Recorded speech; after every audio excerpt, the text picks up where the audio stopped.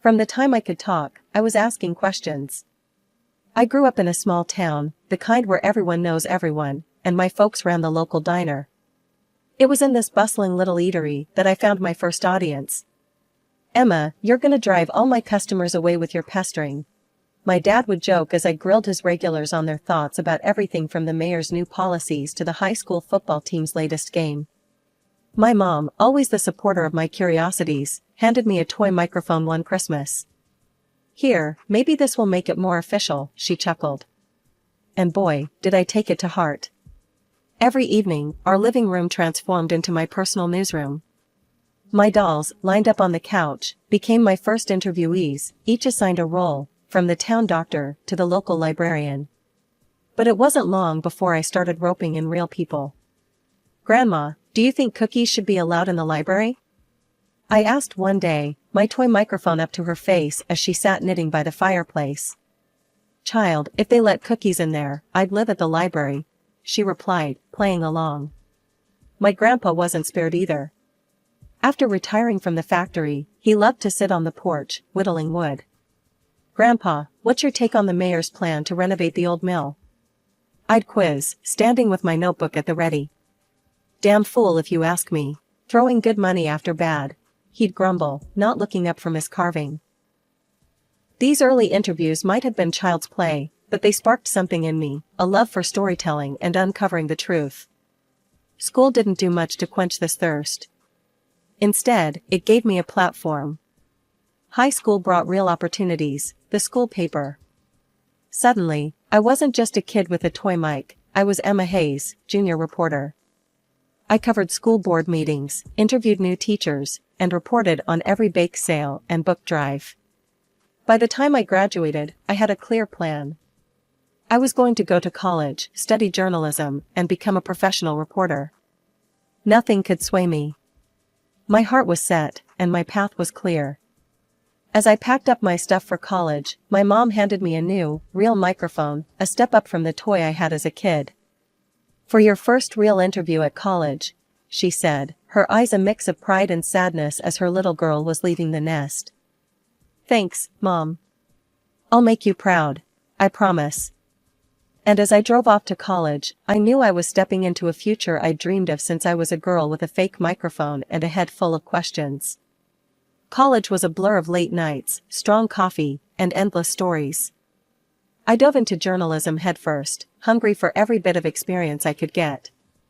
By the time I graduated, I wasn't just ready to take on the world of news, I was itching for it. Landing my first job at a local newspaper was like stepping into a dream. The office was chaotic, papers everywhere, phones ringing nonstop, and there I was, smack in the middle of it, eager as ever. "Hey, Emma, you're covering the city council meeting tonight. Don't screw this up, newbie," my editor barked on my first day. He was a grizzled old journalist named Frank, who'd seen it all and wasn't easy to impress. "Got it, Frank. I won't let you down," I replied, clutching my notepad like a lifeline. That night, I scribbled notes furiously, determined to capture every word. The next morning, Frank tossed a copy of the newspaper on my desk. My article was front and center. "Not bad for a start, kid. Keep this up, and you might just make a name for yourself." I grinned, feeling a swell of pride. I was on my way. From city politics to local festivals, I covered it all. But it wasn't just about attending events and writing reports, it was about digging deeper, finding the story beneath the story. One chilly afternoon, while covering a local business conference, I bumped into a man in a sharp suit who looked lost. "Excuse me, ma'am, can you point me to the panel on economic development?" he asked, looking around confused. "Follow me, I'm headed that way myself." "So, what's your interest in economic development?" I asked, sensing another story. "I own a tech startup. We're trying to figure out if this town's ripe for our next expansion," he explained as we walked. That conversation turned into a front-page feature on how small towns were attracting tech entrepreneurs. The story caught fire, and suddenly, I wasn't just a reporter, I was Emma Hayes, the voice of our evolving small town. With each story, my reputation grew. I moved from the local paper to a regional magazine, where the stakes were higher, and the stories more impactful. Emma, I need you on the entertainment beat this month. There's a film festival coming up, and I want behind-the-scenes scoops, not just fluff. My new editor, Sheila, instructed. No fluff, got it. I'll dig up something good, I assured her, eager to prove myself in the new arena. At the festival, I caught wind of a dispute between a well-known director and a young actor. Instead of just covering the event's glitz and glam, I found myself mediating and interviewing both parties. Why should I talk to you? You're just gonna twist my words, the director snapped when I approached him. Look, I'm here to give you a fair shot to tell your side. I'm not in the business of twisting anything, I shot back, not backing down. He eyed me warily, then sighed. Fine. Let's have it then. But I'm watching you, reporter. The article was a hit. It painted a complex picture of the challenges in the film industry, far from the usual red carpet coverage. Readers loved the insight, and my phone was buzzing with compliments and more tips for stories. Emma, that piece on the festival was stellar. You're making waves, kid. Keep at it, Sheila said, a rare smile cracking her usual stern demeanor. With every article, every interview, I felt like I was building not just a career, but a legacy. The more stories I told, the more I realized how much there was to tell, and I wasn't going to stop. Being a recognized face in journalism, especially as someone stirring up the local scene, got me invites to every highbrow event in town. But it was at a charity gala dedicated to raising funds for children with cancer where my life took an unexpected turn. That night, draped in a simple yet elegant black dress, I was ready to cover the event, not knowing it would lead me into the personal story of my life. I was sipping on some sparkling water when he approached me, Michael Sterling, a name synonymous with generosity in our community through his work with his charitable foundation. Emma Hayes, right? I've seen you on TV. You're much more beautiful in person, he said, flashing a smile that I later learned had won over countless donors and supporters.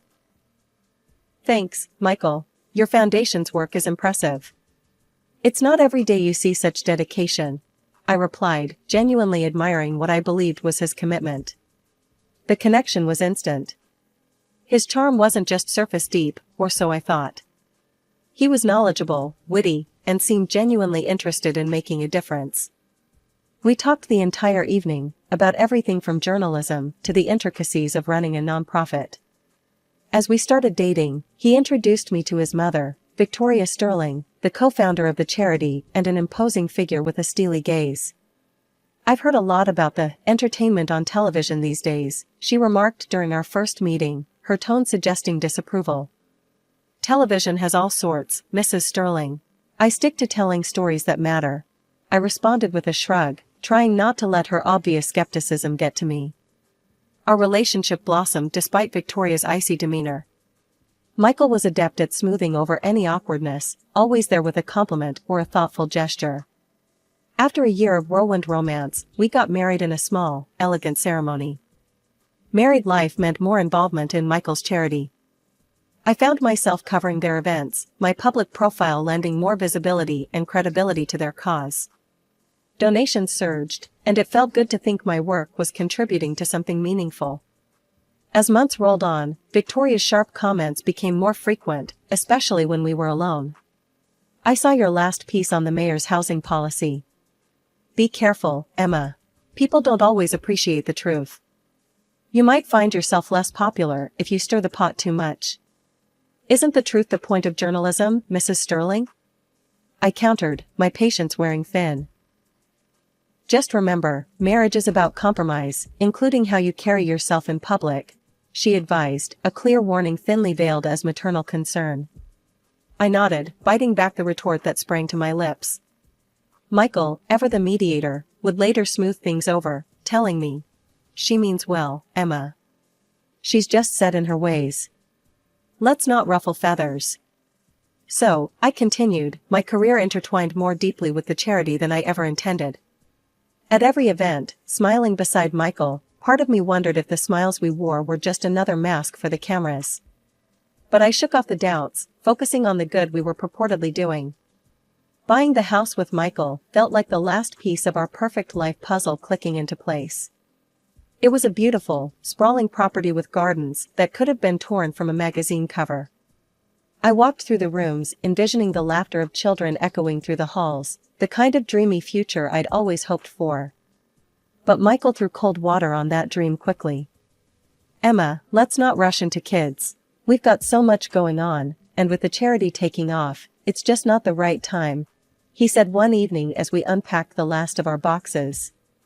I tried to hide my disappointment. "Sure, I get that. We can wait," I replied, tucking away my hopes like the linens I was storing in our new oak cupboard. As the days turned into months, the house felt less like a home and more like a beautiful stage set. The real act played out every Sunday at dinner with Michael's mother, Victoria, who perfected her role as the doting mother-in-law in public, only to reveal her true character behind closed doors. One such Sunday, as we sat around the lavish dining table laden with fine china and crystal, Victoria started in on me, her words sharp and precise. "Emma, darling, I saw your last interview. It's a wonder you managed to keep your job, laughing like that on air. You sounded like a nervous schoolgirl." Her words stung, and I felt Michael stiffen beside me. But instead of coming to my defense, he only nodded in agreement with his mother. "Mom's right, Emma. You need to be more polished. This isn't some college news show." I swallowed the lump forming in my throat, forcing a smile. "I'll work on it, Victoria. Thanks for the feedback," I managed to say, my voice steady despite the turmoil inside. As these dinners became a recurring play of subtle jabs and overt criticisms, I began to dread them. Every critique from Victoria was a needle to my confidence, and Michael's complacency only twisted it deeper. After one particularly harsh dinner where Victoria had criticized everything from my cooking to my conversational skills, I found myself sobbing in our pristine bathroom, the marble countertops cold under my hands. The next morning, my eyes puffy from tears, I faced Michael in the kitchen. "Does it really not bother you, what your mother says?" I asked, hoping for some sign of support. "Look, Emma, she's my mother. She means well. You need to toughen up. This industry, our social circles, they're brutal. If you can't handle her, how will you handle real adversaries?" he said, not meeting my eye. I was silenced by his words, the implication clear, I was on my own in this. As he left the room, the finality of our conversation hung heavy in the air. It was an ordinary Thursday morning when my mother-in-law showed up unannounced at our door, her face set in a determination that usually spelled trouble for me. "Emma, dear, we need to chat. It's urgent," she said, sweeping past me into the living room with the air of someone who owned the place. Once we were seated, she didn't waste time. "The foundation is in a tight spot financially. We've got a charity evening coming up, and I want you to spearhead it. It'll be attended by some very influential patrons," she declared, her tone brooking no argument. I was taken aback. "Me? Victoria, I've never organized anything on that scale before." "Oh, you'll learn. Besides, with your public image and the trust you've garnered, you're the perfect face for the event.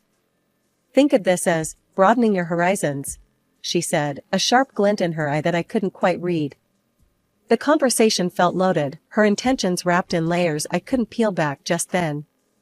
"All right, I'll do my best," I agreed reluctantly, feeling the weight of her expectations pressing down on me. "Excellent. Oh, and while you're up, could you set the table for lunch? I'm famished," Victoria added, dismissing me to the kitchen as if I were a maid in my own house. As I left to fetch the plates and cutlery, I realized I'd forgotten my phone on the coffee table. Just as I was about to go back for it, I heard their voices, Victoria and Michael, murmuring in the living room. Curiosity pinned me in place, just out of sight.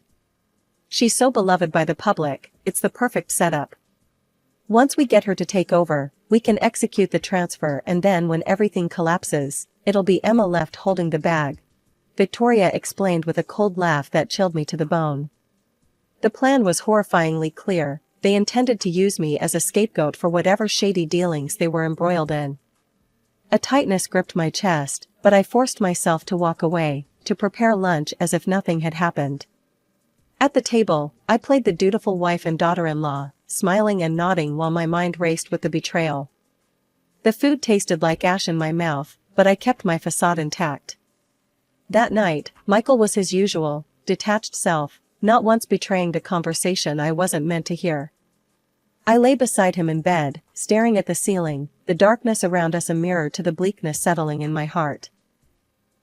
"What's on your mind, Emma?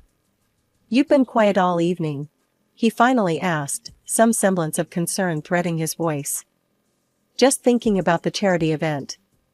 It's a big responsibility, you know?" I said, keeping my voice neutral, hiding the storm inside. "You'll do great. You always do," he replied, and turned over. The conversation closed. But sleep eluded me. I got up, pacing the silent house, grappling with the enormity of their deceit. How could I, known for my integrity, become entangled in their web of lies? How deep did this betrayal run, and how could I protect myself? I woke up with a heavy heart but a determined mind. After Michael left for the office, I immediately called Lisa, my old college friend who had become a sharp-witted lawyer. "Lisa, it's Emma. I need to talk, something serious," I said as soon as she picked up. "What's going on, Em? You sound stressed." Lisa's voice was full of concern. "It's Michael and his mother. I overheard them planning to use me as a scapegoat for embezzling funds from their charity," I confessed, my voice barely above a whisper. "Emma, that's serious. But without hard evidence, accusing them could backfire on you," she cautioned. "I know, and with the charity event coming up, I barely have time to breathe, let alone play detective. Let me help. I know someone experienced with charity events. He can take over the planning, which will free you up to gather evidence," Lisa offered. "That would be a lifesaver," I sighed in relief, grateful for her swift support. "Don't worry, I'll handle the event side. You focus on digging up what you can," she assured before hanging up. With the event in capable hands, I turned my attention to gathering evidence. I knew Michael's office was at the charity's headquarters, but he often worked from his home office, where he kept a duplicate of all his work files. Lucky for me, I knew his password. It was our anniversary date. Once inside his office, the search was meticulous. His computer was a goldmine. I found financial statements and email correspondences that confirmed the misuse of funds, and even references to fake charity cases. It was all there, black on white. I copied everything onto a USB stick. But I needed more than documents. I needed their own words against them. Remembering a small voice-activated recorder I had tucked away in a drawer, I decided it was time to use it. I placed it discreetly in the living room, hoping to catch any incriminating conversations. Over the next few days, while I was supposedly busy with event preparations, the recorder picked up more than I could have hoped for. Michael and Victoria didn't hold back, secure in their deception. One particular conversation chilled me to the bone. "I can't stand these events, pretending to care about these sick kids." Michael's voice dripped with disdain. "It's all for a good cause, the cause of filling our accounts." Victoria's cruel laughter followed. Their words, cold and clear, were the final nails in the coffin. They weren't just using the charity for money, they were utterly heartless. The night before the charity evening, Victoria came over to check on the preparations. "I hope everything is ready for tomorrow, Emma. Don't embarrass us," she warned, eyeing me like a hawk. "Everything's set. The guests will love what we've planned," I assured her with a calm I didn't feel. Her gaze lingered on me a moment longer before she nodded stiffly and left. Sleep was elusive as I played over the possible outcomes of tomorrow's revelations. By morning, a resolute calm had settled over me. Today would be the end of one chapter and, hopefully, the start of something cleaner, something honest. The grand ballroom was abuzz with the chatter of well-dressed guests, their eyes wide with admiration for the lavish decor and the noble cause they were gathered to support. As I watched from the wings, my stomach churned with nerves and determination. This evening would change everything. Victoria took the stage first, her voice resonant as she addressed the crowd. "Tonight, we celebrate the incredible progress we've made for these precious children," she said, gesturing to the large screen displaying the smiling faces of young beneficiaries. The room filled with applause, some guests wiping away tears at the touching display. Michael followed, his charm dialed up as he spoke passionately about the need for more funds. "Let's not just meet our goals, let's double them, for the sake of these children who rely on us," he implored, as the account details flashed on the screen. Text messages pinged around the room as guests received the donation instructions. Then it was my turn. My heart pounded as I took the stage, the microphone slightly trembling in my hand. "Thank you, everyone, for your incredible support," I began, my voice steady despite the storm inside. "Before you proceed with your generous donations, I ask for just a few more minutes of your attention." I nodded to the technician offstage. As the first recording played through the speakers, a hush fell over the crowd. Michael's voice filled the room, cold and calculating, as he discussed using me as a scapegoat for stealing from the charity. A murmur of disbelief spread through the hall, growing louder as more recordings revealed the true nature of their so-called charity work. Victoria's laughter after discussing how they exploited the sick children sent a shiver through the audience. Then, with a click, the damning financial reports appeared on the screen, detailing years of embezzlement and deception. The room erupted. Angry voices clashed with cries of betrayal. "How could they?" someone shouted from the back. Michael, his face pale as paper, tried to slink away, but the police, already waiting in the wings on my cue, moved swiftly to detain him. Victoria, meanwhile, stood frozen, her eyes locked on mine, burning with fury. "This is why I hated you from the start," she hissed at me across the noise, her veneer of sophistication shattered. The guests were now demanding refunds, their previous admiration turning to scorn as they confronted my in-laws. The live broadcast on my social page was lighting up with comments, the viewership numbers skyrocketing as word of the scandal spread. My divorce from Michael was as clinical as it was quick, thanks to Lisa's relentless advocacy on my behalf. "You're going to start fresh, Emma, on your terms," she assured me as we signed the last of the papers, securing my half of the house. Michael and his mother faced a barrage of lawsuits from disillusioned patrons and long-standing supporters of the foundation. The courts didn't go easy on them, both were convicted of fraud.